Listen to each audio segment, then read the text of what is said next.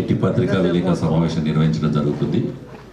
దీనికి ముఖ్య అతిథిగా గౌరవ పార్లమెంట్ సభ్యుడు ధరంపూర్ అరవింద్ గారు, వారితో పాటు ఆర్మూర్ ఎమ్మెల్యే పైడి రాకేష్ రెడ్డి గారు, రాష్ట్ర కార్యదర్శి పల్లె గంగారెడ్డి గారు,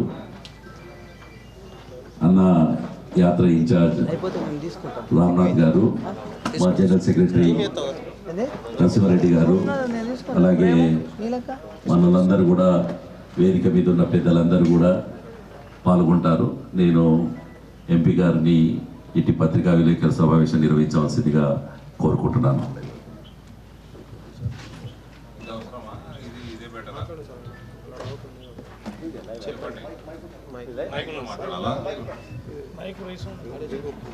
జై శ్రీరామ్, జై సియారామ్. విజయ సంకల్ప యాత్రలో భాగంగా ఆల్రెడీ 5 అసెంబ్లీ నియోజకవర్గాలు మన పార్లమెంట్లో కంప్లీట్ చేసుకోవడం జరిగింది. అన్ని చోట్ల కూడా మంచి జనాదరణ, మోదీ గారి పట్ల ప్రేమ, అభిమానాలు ప్రజల్లో కనబడతా ఉన్నాయి. ఇవాళ ఈ ప్రెస్ మీట్ తర్వాత నందిపేట్, నవీపేట్, బోధన్లో కూడా మా సభలు ఉంటాయి. రేపు ముగింపు సభ ఇందూరు పట్టణంలో పెద్ద ఎత్తున భారీ బహిరంగ సభ ఓల్డ్ కలెక్టర్ గ్రౌండ్లో ఉంటుంది. దానికి కేంద్ర సీనియర్ మంత్రివర్యులు నితిన్ గడ్కరీ గారు చీఫ్ గెస్ట్గా రావడం జరుగుతూ ఉంది. ఇక్కడ భారతీయ జనతా పార్టీ అసెంబ్లీ ఎలక్షన్లలో కూడా బీఆర్ఎస్కి, కాంగ్రెస్కి ధీటుగా పర్ఫార్మెన్స్ చేసినట్టు మీ అందరికీ తెలిసిన విషయమే. ఇప్పుడు పార్లమెంట్ ఎన్నికల్లో ప్రజలు మోదీ గారి పట్ల చూపిస్తున్న ఆదరణ పట్టి చూస్తే చాలా పెద్ద మెజారిటీతో నిజామాబాద్ పార్లమెంట్ నియోజకవర్గం బీజేపీ గెలిచే అవకాశాలు కనబడతా ఉన్నాయి. ఇక ఈ సభ తర్వాత మీ ప్రెస్ మీట్ తర్వాత మాకు పసుపు రైతు సదస్సు కూడా ఉంది. ఈ యాత్రలో భాగం అది ఇంటరాక్షన్. సో వాళ్ళకు కూడా తెలియజేయాల్సిన విషయాలు కొన్ని ఉన్నాయి. ప్రత్యేకంగా కాంగ్రెస్ పార్టీ అన్ని వర్గాలతో 1947 నుంచి వాళ్ళు అన్ని వర్గాలతోటి కేవలం రాజకీయమే చేశారు. వాళ్ళు ఎవరు సేవ చేయలేదు. అందుకని పసుపు రైతుల 2 దశాబ్దాల ఇబ్బందులు, చెరుకు ఫ్యాక్టరీలు మూతపడిపోవడు, రైతాంగం మొత్తం కూడా ఇబ్బందికరంగా మారడం, ఇవన్నీ కూడా కాంగ్రెస్ పార్టీ రైతులకు ఇచ్చిన గిఫ్ట్. ఎట్లయితే మోదీ గారు కాంగ్రెస్ పార్టీ చేసిన బ్లండర్స్ ఉన్నాయో, ఆర్టికల్ 370 అనండి, పిఓకేని పాకిస్తాన్కి అప్పచెప్పడం అనండి, ఈ ముష్కరులని పెంచి పోషించి వీళ్ళ appeasement politics, minority appeasement politics వల్ల ఈశాన్య రాష్ట్రాలు కానీ, కశ్మీర్ కానీ, ఒకప్పుడు పంజాబ్ కానీ ఇవన్నీ కూడా పెరిగినాయి. అంటే దీనికి కాంగ్రెస్ పార్టీ ఈ దేశానికి ఇచ్చిన గిఫ్ట్ ఇది. సో ఇవన్నీ కూడా గమనించి కాంగ్రెస్ పార్టీని ఒక్కొక్క రాష్ట్రం నుంచి ప్రజలు తరిమేసిండ్రు. ఇక్కడ కూడా చిన్న మెజారిటీ తోటి ఉన్నదంటే అది కేవలం భారతీయ జనతా పార్టీ సరిగ్గా ఏ స్థాయిలో ఎదగాలో రాష్ట్ర వ్యాప్తంగా ఎదగలేదు. ఇది కాంగ్రెస్ పార్టీకి మేము సరి చేసుకోవడం లేక మేము ఇచ్చిన గిఫ్ట్ అయింది తెలంగాణ. పార్లమెంట్ ఎన్నికలు, అందులో స్పెషల్గా ఆదిలాబాద్, నిజామాబాద్ ఈ ప్రాంతం మొత్తం ఇంకా మోదీ గారి గాలి, రాముడి ఆశీర్వాదంతో ఈ ప్రాంతంలో భారీ మెజారిటీలు మనం ఎక్స్పెక్ట్ చేయవచ్చు ఈసారి. కాంగ్రెస్ పార్టీ ఇవాళ 3 రాష్ట్రాలలో గవర్నమెంట్లో ఉంది దేశంలో. అందులో నిన్న అక్కడ హిమాచల్ ప్రదేశ్, ఉత్తర భారతంలో ఒకటే ఒక రాష్ట్రం, చిన్న రాష్ట్రంలో ఉంది. హిమాచల్ ప్రదేశ్లో ముఖ్యమంత్రి యొక్క అహంకార ధోరణితోటో మరి ఏందో తెలియదు, అక్కడ కూడా నిన్న కొందరు ఎమ్మెల్యేలు కనబడకుండా పోయింది, క్రాస్ ఓటింగ్ చేసిండ్రు. వాళ్ళ రాజ్యసభ సీట్ ఒకటి పోయినట్టుంది. కాబట్టి ప్రజలు ఆదరణ కోల్పోతున్నారు. కాంగ్రెస్ వాళ్ళకు కూడా వాళ్ళ నాయకత్వం మీద నమ్మకం పోతా ఉంది. ఇవాళ హిమాచల్ ఎమ్మెల్యేలే కాదు, ఈ మధ్య మీరు చూసిండ్రు అశోక్ చవాన్ గారు, మిలింద్ దేవరా, ఈ రకంగా కమల్నాథ్ గారు కూడా రేపో మాపో అన్నట్టుంది. మనీష్ తివారీ ఒక ఎంపీ, ఉత్తరప్రదేశ్లో చాలా మంది నాయకులు వెళ్ళిపోయినరు. బీహార్లో కొందరు ఎమ్మెల్యేలు రాజీనామా చేసి వేరే పార్టీలోకి మారుతా ఉన్నారు కాంగ్రెస్ నుంచి. సో ప్రతి చోట కాంగ్రెస్ వీక్ అయిపోతా ఉంది, మటుమాయం అయిపోతా ఉంది, కనుమరుగైతా ఉన్నది. ఇక్కడ కూడా రైతులకి మేము దయచేసి రాజకీయాలు చేసారు మీతోటి 60 సంవత్సరాలు, ఎటువంటి మేలు చేయలేదు. ఒక పసుపు, ఈ ప్రాంతంలో పసుపు ఎప్పటి నుంచో పండుతున్నది, బ్రహ్మాండంగా పండుతున్నప్పుడు దానికి ఇంకా డెవలప్ చేసుకోవాలి. అదే సమయంలో డెవలప్మెంట్ కావాలి, ప్రాసెసింగ్ యూనిట్స్ కావాలి, ఇక్కడ నుంచి ఎక్స్పోర్ట్ చేసేందుకు లాజిస్టిక్స్ వర్కౌట్ చేసుకోవాలి. ఇలాంటి వరకు మన ప్రాంతంలో, బంగారం పండే ప్రాంతంలో ఒక్క ఫ్యాక్టరీ లేదు. అవునాడు ఎప్పుడో 1935లో కట్టిన నిజాం కట్టిన ఫ్యాక్టరీ కూడా మూసేసిన ఘనత ఇల్లదే. ఇది 60 సంవత్సరాలు ఏలి ఒక్క మంచి పని రైతులకు చేయలేదండి. రైతులనే అడుగుతాం ఇప్పుడు మీ ముందర, మీరు ఉంటుండ్రి, పార్టీ అలవ్ చేస్తున్నది నాకు తెలియదు. రైతులనే అడుగుతాం మేము, ఏం మంచి పని చేసిందని. మోడీ గారు ఎగుమతులు పెంచుకుంటూ, పసుపే కాదు అన్ని వస్తువులు కానీ పంటలు కానీ ఎగుమతి అవకాశం ఉన్నాయని పెంచుకుంటూ పోతా ఉంటే దానికి తగ్గట్టు ప్రభుత్వంలో పాలసీస్ చేసుకుంటా ఉండి ఆఫీసర్లతో పని చేపిస్తే మన ఎకానమీ పెరుగుతున్నట్టు మనకు తెలుస్తూనే ఉంది. మనం 10వ స్థానం నుంచి 4వ స్థానానికి వచ్చినాము మోదీ గారు పిఎం అయినాక. ప్రపంచంలో 3వ స్థానానికి అతి త్వరలో పోతున్నామని ఆయనే చెప్తున్నాం. సో ఇట్లా జీడిపి పెంచుకుంటూ, ఎకానమీని పెంచుకుంటూ, ఈ రకంగా మంచి మంచి పాలసీస్ తోటి అందులో భాగంగా పసుపు రైతులు కూడా బాగుపడుతున్నారు. ఇవాళ చిరకాల వాంఛ, వాళ్ళు దేనికోసం అయితే పోరాటం చేసిండ్రో పసుపు బోర్డు కూడా ఆ మహనీయుడు ఇక్కడికి వచ్చి అనౌన్స్ చేసి రాష్ట్రపతి ఉత్తర్వులు కూడా బయటకు వచ్చి కార్యాలయాలు కూడా అతి త్వరలో దేశవ్యాప్తంగా పెడతారు, నిజామాబాద్లో కూడా పెడతారు. గంత పెద్ద మనిషి వచ్చి గీడికి వచ్చి అనౌన్స్ చేసిపోయినాక గద్దెలో ఆయన కార్యాలయం పెట్టాలని. కాబట్టి ఇదే స్పైసెస్ బోర్డు తోటి మా ప్రభుత్వం మేము పనిచేయించినాం గత 4-5 నుంచి. ఇవాళ పసుపు బోర్డు సంపాదించినాం. 66 చక్కెర ఫ్యాక్టరీలు, నారాయణ లిస్ట్ ఉంటాయి, 66 చక్కెర ఫ్యాక్టరీలు మూతపడ్డే నిజాం షుగర్ ఫ్యాక్టరీ లెక్క తెరిపించినాం భారతీయ జనతా పార్టీ. లిస్ట్ ఇస్తా మీకు. దేనికైనా ఒక ప్రణాళిక ఉండాలి, పనితనం ఉండాలి. ఊరికే పొద్దున్నేస్తే రాజకీయాలు. ఏం చేసిండ్రు వీళ్ళు? జనవరిలో వేసిండ్రు, ఫిబ్రవరి అయిపోయింది, కమిటీ డిసెంబర్లో గెలిచిండ్రు, జనవరిలో కమిటీ వేసిండ్రు, ఫిబ్రవరి ఆఖరి అయిపోయింది. ఏం చేసిరని నిన్న పేపర్ చూస్తే కృత నిశ్చయంతో ఉన్నదంట కాంగ్రెస్ పార్టీ, కృత నిశ్చయంతో. దేనికి? పసుపు మన చెరుకు ఫ్యాక్టరీని తెరిపిస్తుందట. ఎన్ని సంవత్సరాలు కృత నిశ్చయంతో ఉంటారు? ఎన్ని దశాబ్దాలు ఉంటుంది కృత నిశ్చయంతో? కాబట్టి అన్ని మోసాలేనండి. 6 గ్యారంటీలు మోసాలే, కర్ణాటకలో పచ్చి మోసాలే. 500 రూపాయలు సిలిండర్ అన్నారు, మళ్ళీ చిన్న సిలిండర్ ఇస్తున్నారు. గాలికి వాగ్దానాలు చేసిండ్రు, దాన్ని నిలబెట్టుకోలేక ఇప్పుడు కింద మీద అవుతున్నారు. ప్రజలు అన్నీ గమనిస్తూ ఉన్నారు. అలా 2,500 మహాలక్ష్మి పథకము ఏందో పేర్లు తెలియవు, మళ్ళీ 4,000 పెన్షన్ లేదు, మళ్ళీ కరెంటే వస్తలేదు చక్కగా, రైతు రుణమాఫీ లేదు,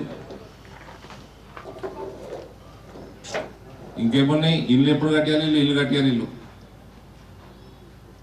వీటికే దిక్కు లేదు, ఇళ్ళకి పైసలు ఎక్కడి. కనీసం నరేంద్ర మోడీ గారి 4 కోట్ల ఇల్లు కట్టిండు దేశం మొత్తం. రాకేష్ రెడ్డి గారు నిన్న మాట్లాడుతూ చలో కొడంగల్ పిలుపునిస్తున్నారు. పార్లమెంట్ ఎన్నిక కాగానే 10,000 ఇల్లు కట్టాలి. కరెక్ట్, అది మేమందరం దాన్ని మద్దతు పలుకుతాం. కొడంగల్లో దీక్ష చేయడానికి సిద్ధమవుతున్నారు రాకేష్ రెడ్డి గారు. పైసలన్నీ అంటే తీసుకుపోతుండ్రు. మొత్తము బలమైన రైతులు ఉన్న ప్రాంతం ఉత్తర తెలంగాణ. ఇంతో అంతో డెవలప్మెంట్ అవుతుందంటే హైదరాబాద్ పైనే పైసలు వస్తాయి, రెవెన్యూ వస్తుంది మన రాష్ట్రానికి. మొత్తం తీసుకొని పీకుతున్నారు మహబూబ్ నగర్కి, ఖమ్మంకి, నల్గొండ, ఈ 3 జిల్లాలకి మొత్తం పోతున్నాయి పైసలన్నీ. 5 కోట్లు ఇండ్లు టార్గెట్ పెట్టుకొని ఆవాస్ యోజన మొదలైంది ఒక 7 సంవత్సరాల క్రితం, 7-8 సంవత్సరాల క్రితం. 4 కోట్ల పైన ఇల్లు కట్టిండ్రు. 5 కోట్లు అంటే 543 పార్లమెంట్లు అంటే దాదాపు 90,000 పైన ఒక పార్లమెంట్లో, 10,000 పైన ఒక అసెంబ్లీలో, 15,000 దాకా ఒక అసెంబ్లీలో వస్తాయి. రాకేష్ రెడ్డి గారు చేస్తున్న డిమాండ్, దేశం మొత్తం పైసలు తీసుకొని అన్ని రాష్ట్రాలు కడుతున్నారు.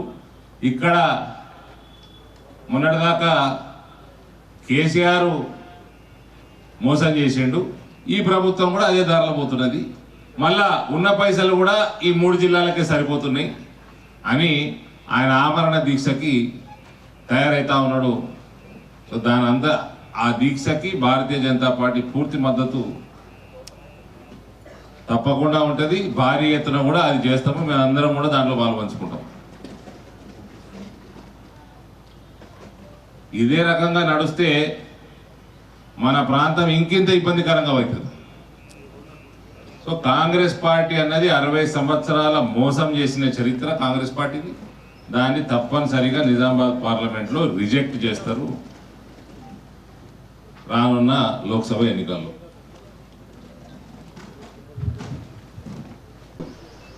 పసుపు విస్తీర్ణత తగ్గింది కాబట్టి రేట్లు పెరిగినాయని. పసుపు విస్తీర్ణత పెరిగింది, దేశంలో పసుపు విస్తీర్ణత పెరిగింది.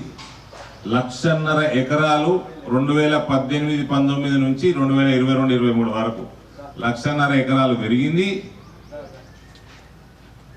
ఎగుమతులు పెరిగినాయి. తెలంగాణలో విస్తీర్ణత తగ్గింది. ఇలా పసుపు రేటు తెలంగాణ, మన నిజామాబాద్లైనా, సాంగ్లీలైనా, సేలంలైనా, ఎక్కడైనా భారతదేశంలో వండే పసుపు మీద ఉంటుంది రేటు. నిజామాబాద్కి ఇవ్వలేదు మనం బోర్డు, జాతీయ పసుపు బోర్డు ఇచ్చినాము. ఇక్కడ రేటు ఎందుకు తగ్గింది? ఇక్కడ పసుపు రైతులు కాంగ్రెస్ గల్లబట్టాలి, టీఆర్ఎస్ గల్లబట్టాలి. పక్కకి 100 కిలోమీటర్ల అవతల, 70 కిలోమీటర్ల అవతల మహారాష్ట్రలో 3,000 అవుతున్నది క్వింటాల్కి పెట్టుబడి, 60-70 వేలు అవుతుంది ఎకరానికి పెట్టుబడి. ఈడ 1,20,000 అవుతున్నది. ఎందుకు? లేబర్ ఛార్జ్ బూడింతలు, న్యాచురల్ ఫర్టిలైజర్ రేట్ ఎక్కువ. ఇవన్నీ కరెక్ట్ గవర్నెన్స్ లేక, రాష్ట్రంలో ఉపాధి అవకాశాలు లేక గల్ఫ్లోకి వెళ్ళిపోయారు యువకులంతా. యానిమల్ హస్బెండరీ మీద చిత్తం లేక న్యాచురల్ ఫర్టిలైజర్ ఇబ్బంది. ఇప్పుడు ఇక్కడ మహారాష్ట్రకి వెళ్ళి ఇంపోర్ట్ చేసుకోవాలా. లేబర్ అయినా బీహారు, యూపీ, ఒరిస్సా ఇటుకెళ్ళి ఇంపోర్ట్ చేసుకోవాలా. న్యాచురల్ ఫర్టిలైజర్ మహారాష్ట్రకి వెళ్ళి తెచ్చుకోవాలా, ఎక్కువ ధరలు తెచ్చుకొని పెట్టుకోవాలా. ఈడ పెట్టుబడి ఎక్కువైతున్నది. దాని గోల గల్లబట్టాలి.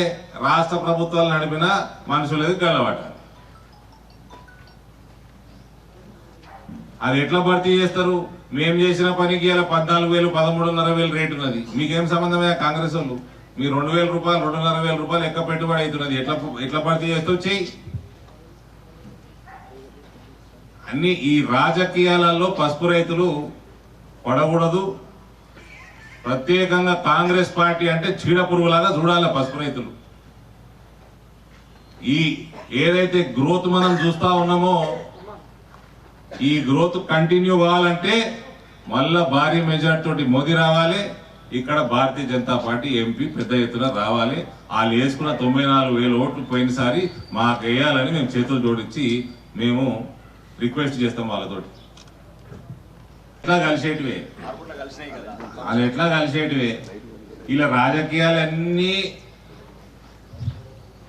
బీఆర్ఎస్ తోటి ఇంతకుముందు కాంగ్రెస్ పొత్తుంటే, ఇప్పుడు కూడా కాంగ్రెస్కి ఎవరిని పెట్టాలి, ఎవడు ముందుకు వస్తలేడు.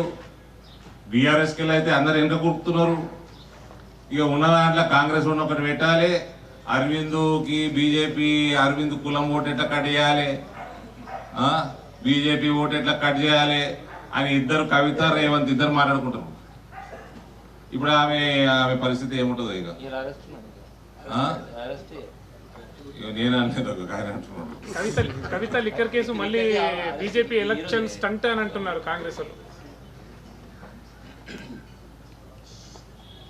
కాళేశ్వరము దగ్గర పోయి పరల్వాసిన దగ్గర సెల్ఫీలు తీసుకున్నాడు. ఏం స్టంటు అది? ఏ స్టంటు? ఈ ఆడి తిడుతుడు, వాడు వీడిని తిడుతున్నాడు, కానీ యాక్షన్ అయితే లేదు. లిక్కర్ కేసులో మస్తు యాక్షన్ అయింది. దునియా మంది మంత్రులు, ఉప ముఖ్యమంత్రులు లోపల పోయినరు. 8 సార్లు అరవింద్ కేజ్రీవాల్కి నోటీసులు ఇచ్చారు. మన ఉక్కు మహిళకి, మన జిల్లా ఉక్కు మహిళకి 5 సార్లు 6 సార్లు ఇచ్చారు.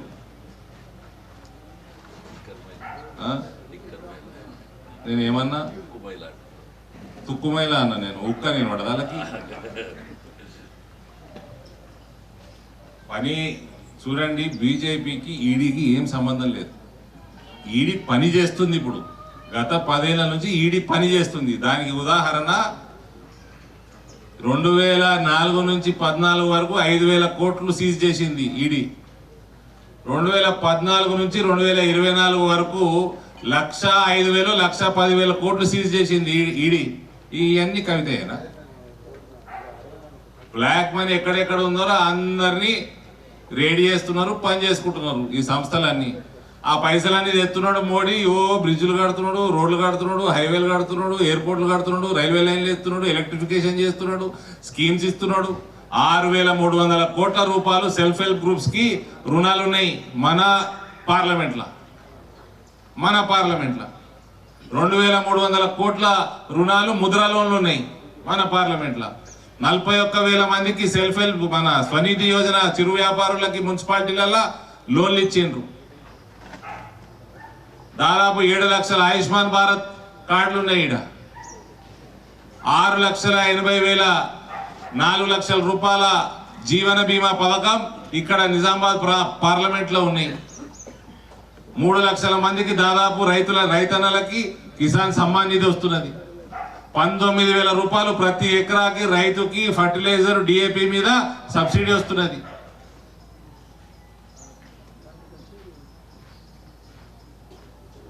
ఉజ్వల కనెక్షన్ 80,000 ఉన్నాయి. సిలిండర్ మీద 350 పెద్ద సిలిండర్. మళ్ళా రేపు పెట్టుకొని తిరుగుతాం బండి మీద. ఒకటి పెద్ద సిలిండర్ బొమ్మ పెడతాం, ఒక చిన్నది పెడతాం. దానికి మోడీ అని రాస్తాం, దీనికి రేవంత్ అని రాస్తాం. భీమ్, చోటా భీమ్.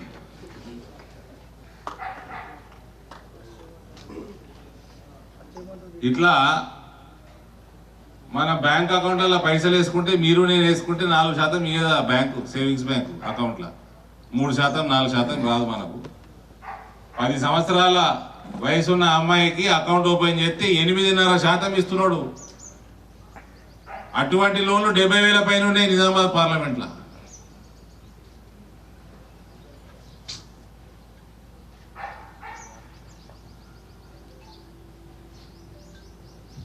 ఇవన్నీ ఎక్కడైతే బ్లాక్ మనీ ఉన్నదో, ఎక్కడైతే ట్యాక్సులు ఎగ్గొట్టుకుంటా పైసలు సంపాదించారో వాళ్ళందరి దగ్గర పోతున్నారు.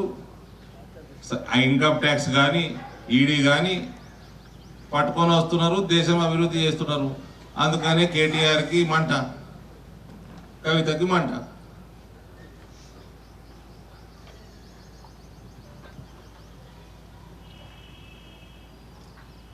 తెలంగాణలో డిజిట్ గాలి ఇంకెక్కుంటే మొత్తం వస్తాయి.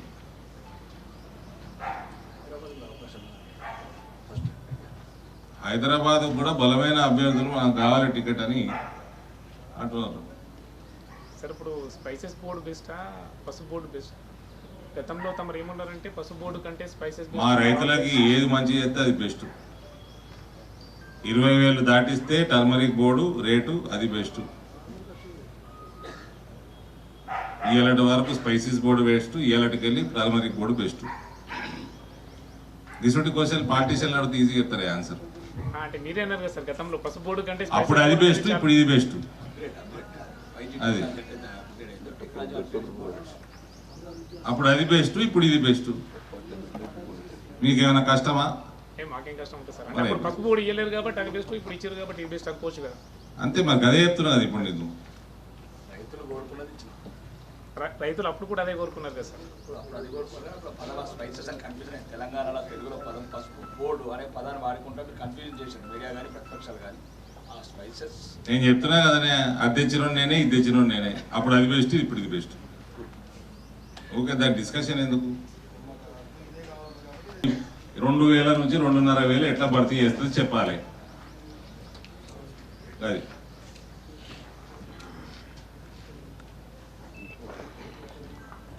ఓకే, ధన్యవాదాలు. ఎప్పుడు మీరు బొల్లి ఒకటి అడుగుతుంది, మేము అడగరా అయింది.